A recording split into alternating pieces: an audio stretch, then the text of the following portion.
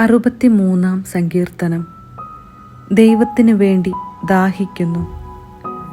ദൈവമേ, അവിടുന്നാണ് എൻ്റെ ദൈവം. ഞാൻ അങ്ങയെ തേടുന്നു. എൻ്റെ ആത്മാവ് അങ്ങേയ്ക്കായി ദാഹിക്കുന്നു. ഉണങ്ങി വരണ്ട ഭൂമി എന്ന പോലെ എൻ്റെ ശരീരം അങ്ങയെ കാണാതെ തളരുന്നു. അങ്ങയുടെ ശക്തിയും മഹത്വവും ദർശിക്കാൻ ഞാൻ വിശുദ്ധ മന്ദിരത്തിൽ വന്നു. അങ്ങയുടെ കാരുണ്യം ജീവനേക്കാൾ കാമ്യമാണ്. എൻ്റെ അധരങ്ങൾ അങ്ങയെ സ്തുതിക്കും.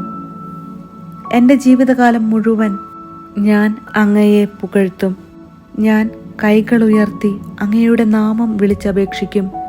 കിടക്കയിൽ ഞാൻ അങ്ങയെ ഓർക്കുകയും രാത്രിയാമങ്ങളിൽ അങ്ങയെക്കുറിച്ച് ധ്യാനിക്കുകയും ചെയ്യുമ്പോൾ ഞാൻ മജ്ജയും മേധസ്സും കൊണ്ടെന്ന പോലെ സംതൃപ്തി അടയുന്നു. എൻ്റെ അധരങ്ങൾ അങ്ങേക്ക് ആനന്ദഗാനം ആലപിക്കും. അവിടുന്ന് എൻ്റെ സഹായമാണ്.